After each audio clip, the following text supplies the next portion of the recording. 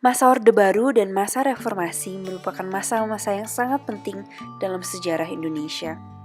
Masa Orde Baru merupakan masa pemerintahan Pak Soeharto di Indonesia yang dimulai pada 11 Maret 1966. Dan masa Reformasi merupakan perubahan tatanan kehidupan lama menjadi baru. Di saat itulah Pak Soeharto mengundurkan diri dari jabatannya.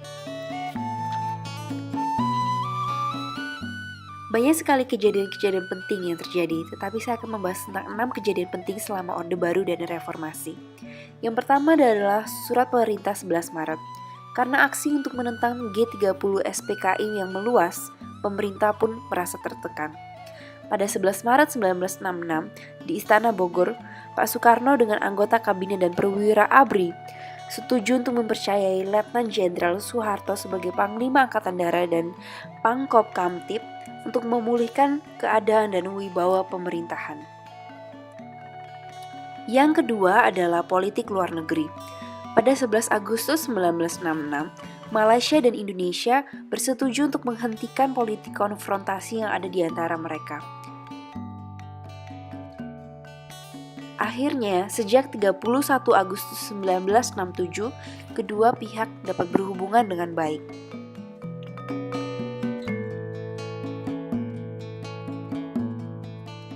Yang ketiga masih dengan politik luar.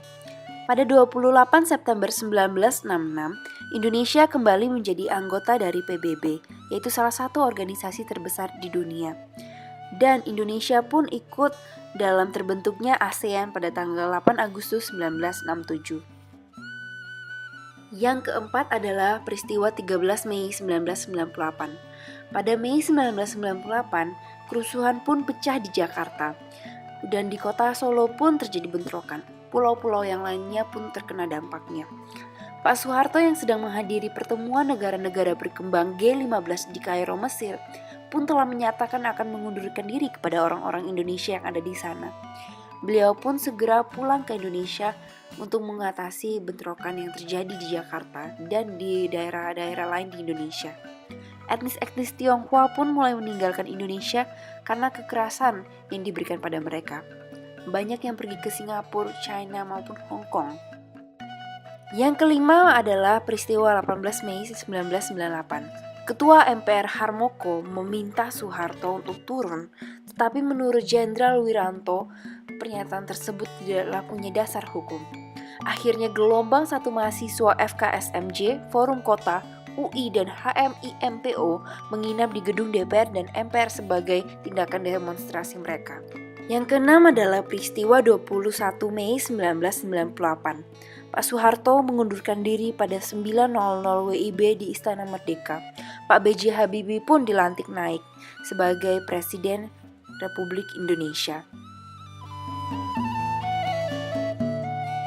Kita dapat melihat bahwa perjuangan rakyat Indonesia begitulah banyak dan berat pada saat Orde Baru dan masa Reformasi. Kita sebagai anak-anak muda yang melihat dan mengetahui tentang sejarah Indonesia harus mengucap syukur karena sekarang kita bisa menikmati kebebasan yang ada pada kita.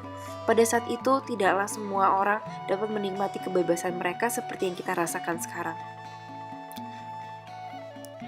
Kita harus mengucap syukur karena kita mempunyai kebebasan dan oleh karena itu kita harus berkarya dengan sebaik-baiknya.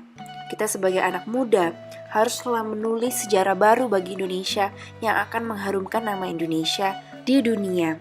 Oleh karena itu, pakailah waktumu sebaik mungkin, raihlah impianmu dan pakailah potensimu dengan sebaik mungkin.